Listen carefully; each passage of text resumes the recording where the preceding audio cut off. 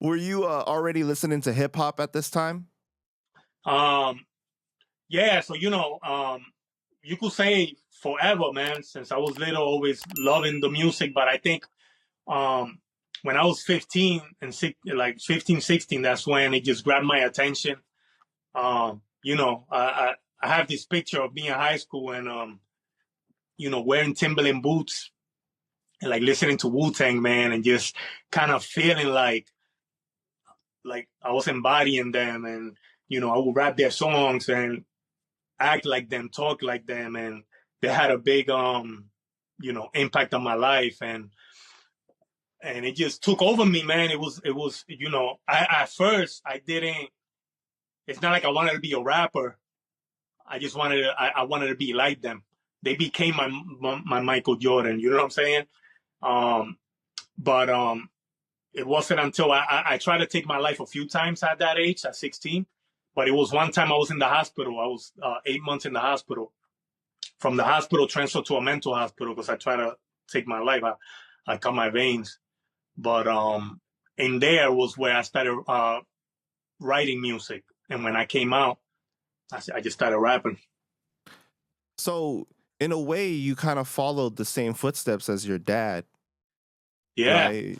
Yeah. Well, it's crazy. People used to tell me, this is the thing that I think people need to be careful of, because they did it to me, is my dad ended up doing a bad thing, but the people that knew him were always saying that I look like him. Hey, you look like Ramon. You talk like Ramon. You're going to, you know what I'm saying? And people will be like, you're going to be like him. Like, no, And that had a big impact on me, because anytime I get depressed, anytime life seemed too hard, I would just take those voices and believe them and say, man, I'm just going to be like him. I'm going to end up, killing myself. And that's what drove me. It drove me to the point. But, when it comes to mental health back then, the power of those words were so much that, to be honest with you, the time that I tried killing myself, where I almost passed away, I did it while I woke up in the middle of the night, and I don't remember it being real life.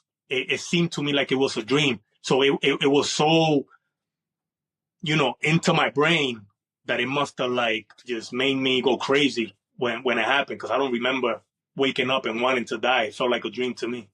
Wow. So it's like, yeah, and one thing I want to touch on is that you're right. As a child, especially, you're very impressionable, right? And your thoughts become things.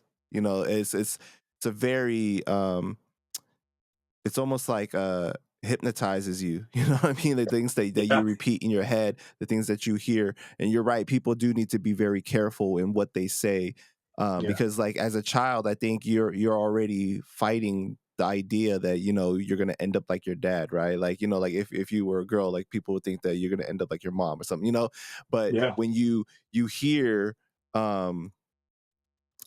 people saying this to you, especially, oh, you already do look like him. Oh, you're probably gonna end up, like it's very dangerous rhetoric for you to believe, right? But what you were saying was that like you were almost like in a lucid dream state when you did that. Do you think that all the trauma that you had experienced in your life to that point was just self-consciously bringing you to this point of wanting to end your life? Yeah, it was that mixed with life. I was young. I moved out of my house at 15. I was living with a girlfriend and her parents at 15. So I'm in this relationship, and anything that my dad had was on me. The jealousy, the fighting all the time, just feeling like I wanted to end it all because I wasn't being respected or loved the way that I thought I should. So all of those things played a big part in how I ended up wanting to take my life. And, again, there's a lot of power. There's a lot of power in that, bro. It's sad to think that I don't remember that night. I remember my girlfriend afterwards. She told me that I woke up and my eyes were just super big, and I'm just a kid. I wasn't doing drugs, none of that. To this day, I never touched a drug, never drank because of my dad. I never wanted to have that part of him. But I remember I woke up that day and she said, "Man, your eyes were like this. It's like you were a whole different person. It wasn't you." So that part scares me. For a lot of kids out there that are going through the trauma, and I think what we spoke earlier, that people didn't talk to me about it. That was a big part. I think if I was spoken to, that would have helped a lot. I think in those days, a lot of times people took a stance of like, oh, they're too young. They shouldn't know about this. They shouldn't be spoken to about this. But it's like really when you're doing that, you're giving them game, right? You're preparing them for the possible things, especially someone like you, where you were witnessing such traumatic things. You needed to make sense of it. How can you make sense of those things and process them in the most healthy, great way in order for you to be able to move on, in order for you to be the least fucked up, basically, you know what I Yeah, mean? Possible. Because it's just like you being a child, you not understanding what's going on. You're gonna, the way you process it, you might confuse things, so you yeah, needed that guidance. yeah. And I think even for my mother, and I don't say none of this. I don't say it to like bash my mom, because my mom is the greatest. She's the goat.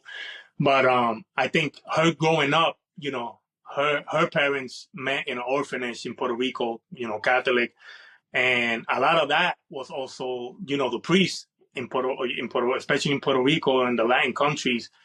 Back in those days, even if they knew the priests were doing really bad things, nobody could talk about the man in that way. They couldn't expose him. So I think a lot of that had to do with that, with her just being raised up thinking that if a man did something wrong, that it was best not to talk about it. That's an interesting thing because like in some cultures, it's like the women are very treated very, you know what I mean? Like it's like they don't have a voice. They're not supposed to speak out. Like in American culture, you'll see like women will see, like they have more of the rights, but it's Yeah, like in other cultures it's like it's very silenced, and it's yeah, a sad thing. and it's sad. It's sad because even till this day, if you talk to my mother about my dad, she will always say he was a good man. Mm, Crazy, and it's like a part of me is like, Mom, like it's okay to just say the truth, you know. right. So it's sad that's how it used to be. Like you say, now you can't. Now it's different. Now everybody has a voice, which is it could be a lot chaotic, but at the same time, it's good in a lot of reasons. Right. For a lot of reasons. So, you said that you ended up in the hospital, right? Like, what do you remember from that time period of you being in the hospital? You said that that's when you started writing the rhymes, right? Yeah, bro. It was. Imagine getting. You want to die. You're in a hospital where you can't get out. Your parents have to sign a paper or call a lawyer. And my mother was like, "I ain't taking you out. You need help." So if that's where the music comes in, and I felt like it saved my life, because if it wasn't, for one of the counselors there, I couldn't have anything in my room. I couldn't have shoelaces, nothing, because I could kill myself with anything. So I would get this half-hour period where a person will come in and they give me a paper and a pen, and they just tell me, "Hey, you like to draw? You like to write? Whatever, write something." And I didn't. To this day, I don't know how to draw. I could draw stick figures. That's it. But she said, "How about poems? Can you write poems?" And I started writing poems. It's crazy. I started writing poems, about wanting to die. But I remember when I came out, I turned one of those poems was like seven. Put it to you this way: I ended up putting it into a song. So I'm writing a poem, but I'm not realizing that I'm rhyming every bar. I'm not realizing that. That's how I thought poems were supposed to be written. So when I come out and I started listening to instrumentals, one of my boys, like, he was always rapping, and he was like, "Yo, bro, you should try to rap. You have a voice. You have a different voice." And I turned this poem into a song, and when I recorded it in the studio, it was 7 minutes long. But I remember everybody went crazy. Like, to this day, I don't think there's been a more realist, depressing song ever, bro. And it's crazy to think of that. But music must have been inside of me the whole time. The gift was there. Right. You know, It's crazy that you were saying that like you were just rhyming and you didn't realize that you were rhyming every bar. It's like self-consciously it was just happening, right? Yeah, without Uh, nobody teaching me, bro. It's nuts. were you writing in Spanish or in English? So that one I had written in Spanish. That one I Hmm. had written in Spanish because it was a poem. So I was like just writing in Spanish, man, and it was crazy, man. Think about it. That's how music got introduced to me. It was a poem, a paper, a pen, a pencil. It's crazy to think about it, man. I don't know how it happened, but I'm glad it did. Right. My life took a different turn now, but I don't regret music coming into my life because if it wasn't for music, I wouldn't be here talking to you. What was your family's response at that time to you trying to commit suicide? Like, do you remember any conversations you had with your family? Yeah, so my mother definitely devastated, feeling like it was her fault that was happening.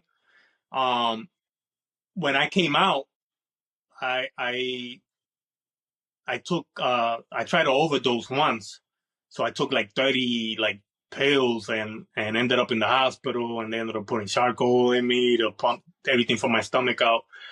But crazy, and I don't recommend this to nobody. But this is what my older brother did. He showed up to my house. I must have been like 19, and I was living with another girl now. Fast forward, and he comes up to me, and now he's my older brother, so he's like the father figure. He's the one I respect, and he never screamed at me or talked to me in a bad way or authority. But he came up to me, bro, and he said, "Listen, what you're doing, I don't like what you're doing to my mom." And he told me, "If you kill yourself tonight, I still got to wake up in the morning and live my life, and I still got to take care of my mother. So you decide what you want to do with your life." And thinking about it, it was probably the craziest thing that somebody could tell me, but I never tried to kill myself after that. I don't know what it was about him, and I think it was that my whole life I was waiting for a man to step up and be who he needed to be in my life. Right. Yeah, definitely. He like shook you basically, like with his words, right? Like, Yeah, he put me yeah. in my place. He put me in my place. He put me in my place in a situation where I was trying to play the victim, and Hmm. it worked. Doesn't work for everybody, and I don't recommend it. But for me, at that time, it worked because I think my heart was searching for that. My heart was waiting for somebody to say, "Stop it." You needed a strong male figure in your life, and he stepped up and took on that position that you in the moment that you needed it the most, basically. Yes, sir. That's how it was.